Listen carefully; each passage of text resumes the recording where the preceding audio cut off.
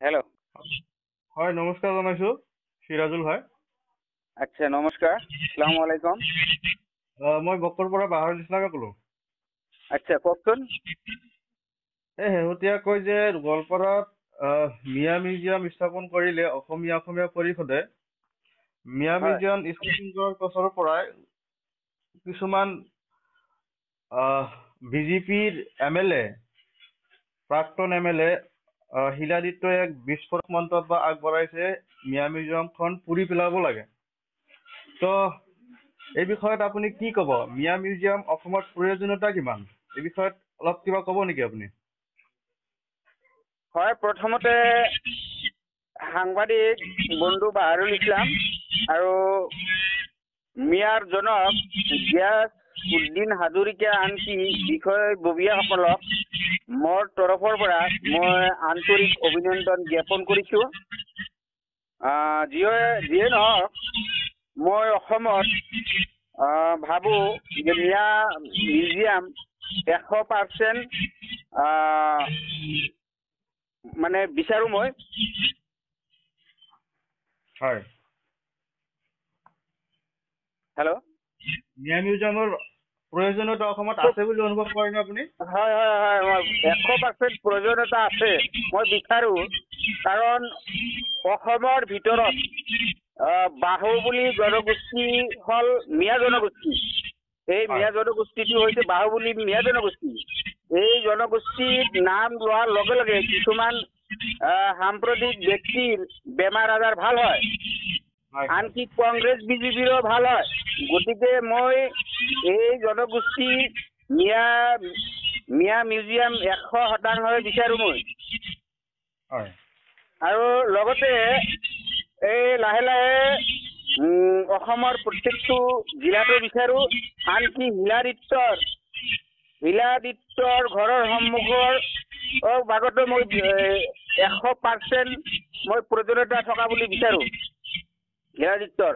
গতিকে হিলাদিত্যৰ মন্তব্য আগবঢ়াইছে যে মিয়া মিউজিয়ামখন পুৰি পেলাব লাগে, উচ্ছেদ কৰিব লাগে। এই বিষয়ত কি ক'ব আপুনি? চাওক, তেওঁ কোন হয়? হিলাদিত্যই 1973 চিলেটৰ পৰা তেখেতৰ লিগেচি ডাটা হ'ল আপোনাৰ বসন্তপুৰৰ, বাংলাদেশৰ চিলেটৰ। হয়। গতিকে তেনেকুৱা ব্যক্তিৰ কথাত অসমৰ ৰাইজে গুৰুত্ব নিদিয়ে। হেল্ল'। হয় হয়, শুনি আছো। গতিকে তেখেতৰ কথাত অসমৰ ৰাইজে কোনো গুৰুত্ব নিদিয়ে। হয় গতিকে তেখেত হৈছে হাঁহৰ নিচিনা। হাঁহ আৰু অপছন্দনীয় মানুহ এনেই পেক কৰে।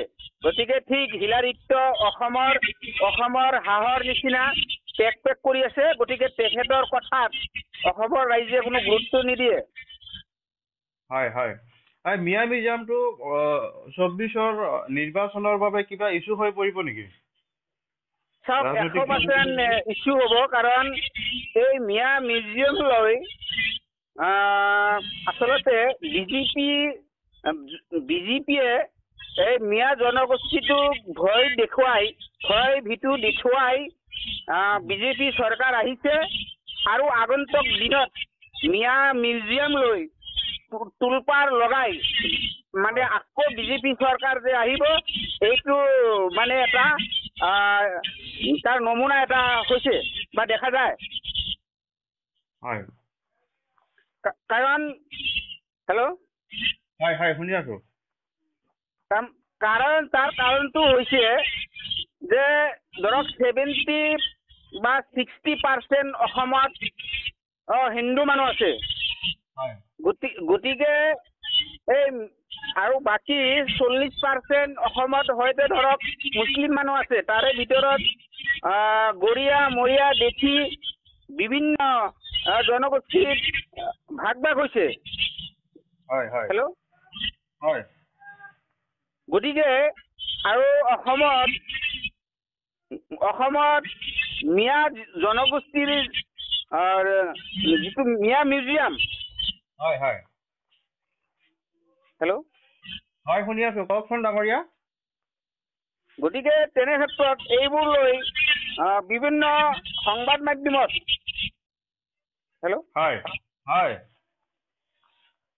ভয় দেখুৱাই গতিকে বিজেপি যে চৰকাৰ আহিব তাৰ এটা মানে ইংগিত বহন কৰিছে।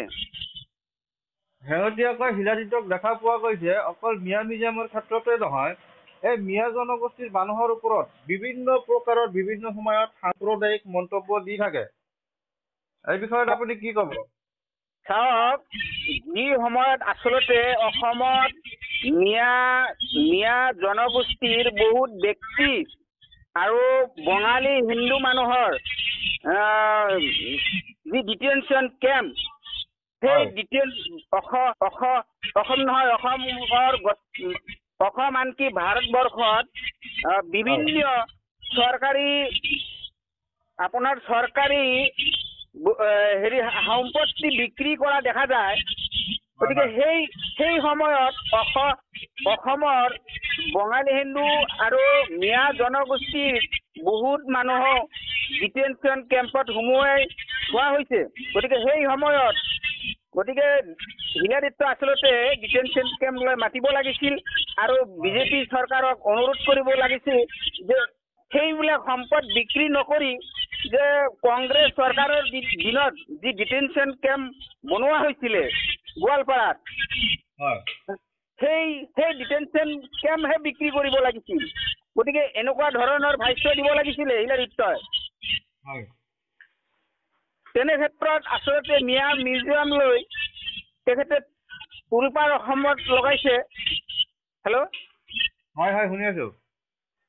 গতিকে মই তেনে ক্ষেত্ৰত তেখেতক ধিক্কাৰ দিছো আৰু হুইজ হিলাৰীত্ব বুলি কৈছো তেখেতক। আৰু মিয়া মিউজিয়ামৰ প্ৰয়োজনীয়তা অসমত 100% আছে বুলি আপুনি অনুভৱ কৰে? কি কৈছে?